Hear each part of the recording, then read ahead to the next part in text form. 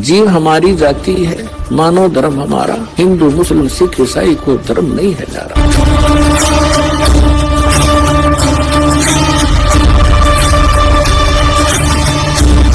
जोगजीत से कहा कि मुझे आदेश सुना, क्या हुक्म लेकर आया तू भगवान का, परमात्मा का। परमेश्वर ने अपने पुत्र जोगजीत के रूप में खड़े हुए ने कहा कि सुन ले आदेश परमपिता का।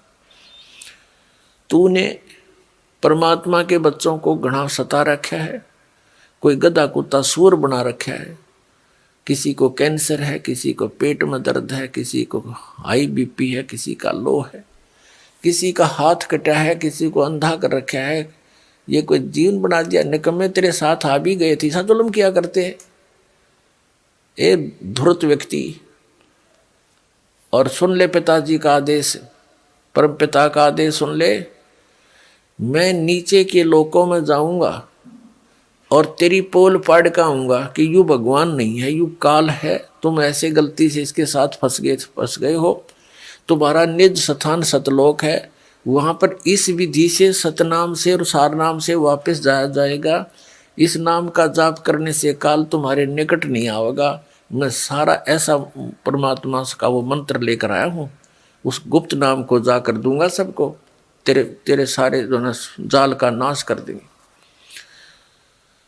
अब उसने काल ने सोचा भी ये तो बहुत बात बिगड़ी। कहने लगा जोगजीत, नीचे तो जब जागा ना मैं तुझे जाने दूंगा, तुझे भी मार देता हूं।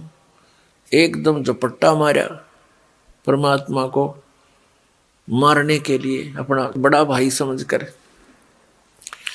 तब आदरणीय धर्मदास साहिब जी को भी परमात्मा मिले थे, जैसे गरीबदास साहिब जी को मिले थे।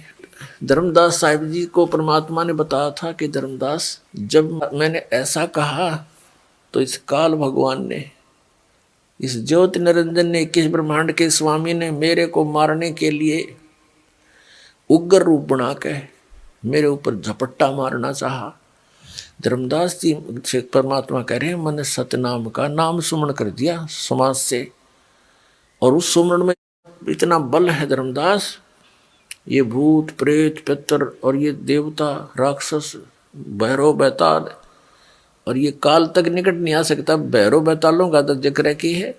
मैंने ऐसा सिमरण कर दिया, एक बार सांस का लगा रहा, ऐसे गिर गया नीचे जाकर, दूर पड़ा धराम जैसी, और इतना विवश हो गया ये काल धर्मदास, जैसे पक्षी की पांख कट जाती है और पड़ा पड़ा तड़पता है, उसका और कोई विकल्प नहीं, उड़ नहीं सकता वो। ऐसी स्थिति होगी, इस नाम में इतनी ताकत है। और फिर जब इसने देखा कि इसके पास जबरदस्त मंत्र है, ऐसे तेरी पार बसावेगी नहीं, तेरा बल नहीं चलेगा, तो उसने चापलूसी का सहारा लिया। किसने? इस काल ने। नीचे सरक सरक कर मेरे पैरों में आकर गिर गया, पैर पकड़ दिए और कहा, जोगजीत तू मेरा बड़ा भाई, मैं तेरा छोटा भाई। छोटे तो गलतियां करते हैं और बड़े अक्षमा किया करते हैं, मुझे बालक जानकर माफ कर दो। मैंने आपके साथ दुष्टाई की, मैं मूर्ख हूं, बख्श दो मुझे। तब पैर पकड़ लिए, रोने लग गया।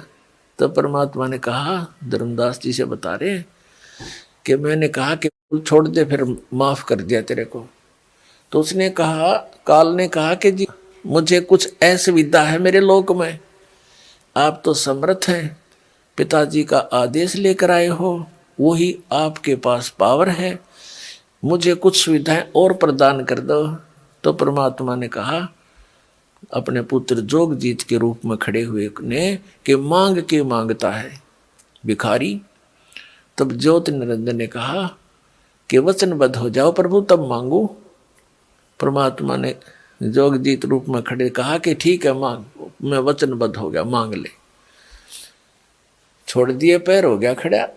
इतना ब्यों था, यहाँ तो बस काम कहते हैं, काम सरा, और बस एकदम खड़ा हो गया। कहने लगा, अजी 3 युगों में जीव कम ले जाना, और चौथा युग जब कलयुग आवे, तब तब शरण जीव बहु जावे। ऐसा वचन हर मोय दीजे, तब तुम गमन संसार ही कीजे।